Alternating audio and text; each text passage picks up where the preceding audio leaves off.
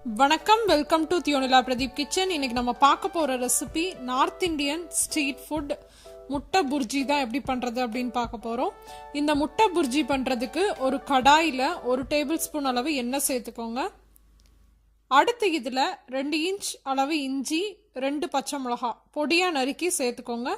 சேர்த்துட்டு ஒரு நிமிஷத்துக்கு அதை வதக்கிக்கோங்க. அடுத்து இதுல 2 பெரிய வெங்காயம் பொடியா நறுக்குனதை சேர்த்துக்குவோம். சேர்த்துட்டு தேவையான அளவு உப்பு சேர்த்துட்டு வெங்காயத்தை நல்லா வதக்கிக்கோங்க. வெங்காயம் இந்த மாதிரி நல்லா வதங்கினதுக்கு அப்புறமா அதுல 2 தக்காளி சேர்த்துக்கோங்க. தக்காளி கூடவே நம்ம மசாலா தூள் எல்லாமே சேர்த்துக்கலாம். நான் இன்னைக்கு காஷ்மீரி மிளகாய் தூள் சேர்த்துருக்கேன். அது நம்ம முட்டை புர்ஜிக்கு நல்ல கலர் கொடுக்கும். 1 டேபிள் ஸ்பூன் அளவு காஷ்மீரி மிளகாய் தூள். அடுத்து 1/2 டீஸ்பூன் அளவு மஞ்சள் தூள், 1/2 டீஸ்பூன் அளவு கரம் மசாலா, இது எல்லாமே சேர்த்துக்கோங்க. உங்கள்கிட்ட காஷ்மீரி மிளகாய் தூள் இல்லை அப்படின்னா சாதா மிளகாய் தூள் சேர்க்குறீங்க அப்படின்னா கம்மியாக சேர்த்துக்கோங்க, ஏன்னா காரம் அது அதிகமாக இருக்கும். அடுத்து இதை மூடி வச்சு நல்லா தக்காளிலாம் மசிஞ்சு வர மாதிரி வேக வச்சுக்கோங்க.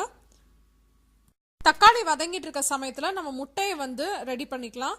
அதுக்கு ஒரு பவுலில் ஒரு 5 முட்டை எடுத்திருக்கேன். இந்த மெஷர்மெண்ட்டுக்கு ஒரு 5லேருந்து 6 முட்டை கூட நீங்கள் எடுத்துக்கலாம். அடுத்து இதை நல்லா ஃபோர்க் அப்படி இல்லைன்னா விஸ்க் வச்சு நல்லா கலந்து விட்டுக்கோங்க. கலந்து விட்டுட்டு தக்காளி வதங்கினதுக்கு அப்புறமா இந்த முட்டையை அதில் சேர்த்துடலாம். சேர்த்துட்டு கைவிடாமல் கிளறணுங்க. நல்லா கலந்து விட்டுட்டே இருக்கணும். ஓரத்தெல்லாம் நல்லா எடுத்து விட்டு நல்லா கைவிடாமல் கலந்து விடணும்.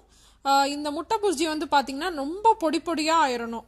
கொஞ்சம் கூட லம்ஸ் மாதிரி இல்லாமல் நல்லா பொடி பொடியாக ஆயிடணும். அப்போ தான் டேஸ்ட் உங்களுக்கு நல்லா இருக்கும்.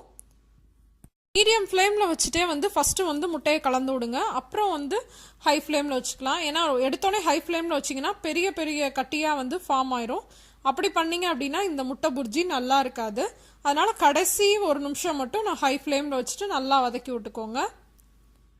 இப்போ பார்த்தீங்களா, நல்லா இந்த மாதிரி பிரிஞ்சு வந்ததுக்கு அப்புறமா கடைசியாக மல்லி இலை தூவிட்டு நம்ம ஸ்டவ் ஆஃப் பண்ணிடலாம்.